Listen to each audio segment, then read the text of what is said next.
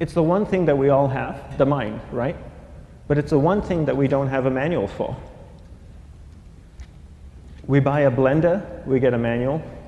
Our iPhone comes with a manual. We get a car and it has a manual.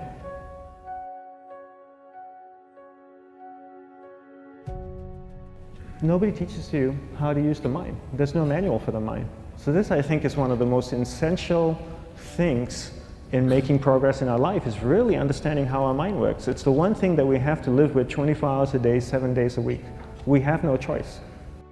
Imagine if most of you slept 8 hours a day, which most of you don't. You slept and you were awake 16 hours a day. In the 16 hours you practice your awareness just randomly moving from one thing to another, to another, to another. All day practice being distracted. What would you be good at after 6 months? You did this 16 hours a day, you just allow your awareness to jump from one thing to another to another. I'll tweet right now, I'll switch to text messaging, then I'll go to email. Oh, my phone's ringing, so I'll answer the phone. And then somebody's speaking to me, so I'll have 2 conversations at one time. And I'll just do this 16 hours a day, 7 days a week. So you get it being good at distracted. After 1 year, you're an expert at being distracted. After a year and a half, they'll invite you to give keynote talks on being distracted. You're so good, you practice 16 hours a day. So the same works for the opposite. If you practice being concentrated 16 hours a day, what would you become good at? You become good at concentrating. And all it takes is practice. By just doing one thing at a time. Keeping your awareness on one thing at a time. And you integrate this into everything that you do in your life. So the best way to do it is pick a few opportunities in your everyday life. For example, we all speak with people. When I speak with somebody, I give them my undivided attention. I keep my awareness on them, and the conversation is really brief. Why? Because we're concentrated. We're not being distracted. A 10-minute conversation normally just takes 3 minutes because you're just so focused. I define concentration as the ability to keep that awareness on one thing for a prolonged period of time. So if I can keep my awareness on Eric and not drift away and think about the wedding, or drift away and think about the vacation, or what I'm going to do later, then I'm concentrating on Eric. Every time it drifts away, I bring it back. And the more I practice this, the more I practice concentration. So concentration is the ability to keep your awareness on one thing for a prolonged period of time. And that's a very simple definition of concentration. How do you get better at concentration? You practice this. You practice this 24 hours a day, 7 days a week. And it's the only way to get good at it. And what's the best way to practice it? The best way to practice it is to integrate it into everything that you do in your life. Not to meditate 10 minutes in the morning. It doesn't work. You really need to look at your life the same way a sprinter in the Olympics looks at his life. You've all heard of Usain Bolt, the man that won the gold medal twice, 2 Olympics in a row, broke the world record.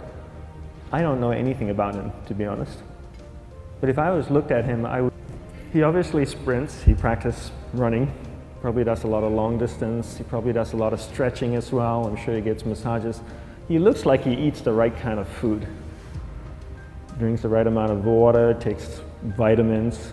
His whole day is so disciplined. For what? To prepare him for 9.57 seconds. I think that's what the world record is, right? For 100 meters, 9.5 or 9.57 seconds.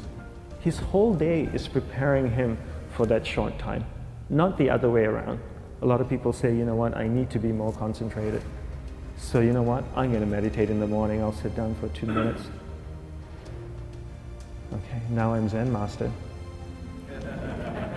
And the remaining 23 hours and 58 minutes, they just go about being ordinary and crazy. How does that work? How would you change? It's not balanced at all. So if for 23 hours and 58 minutes you were not being concentrated, you allowed your awareness to jump from one thing in your mind to another thing, to another thing, to another thing, to another thing, in an uncontrolled way, what would you be good at? And out of a prolonged concentration comes the wonderful power of observation.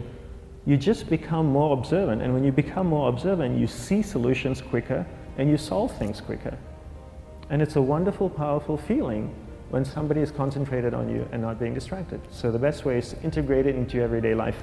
You're speaking with your spouse, give her or give him your undivided attention. So develop your awareness, integrate it into everything that you do in your life. And that's the best way you become good at.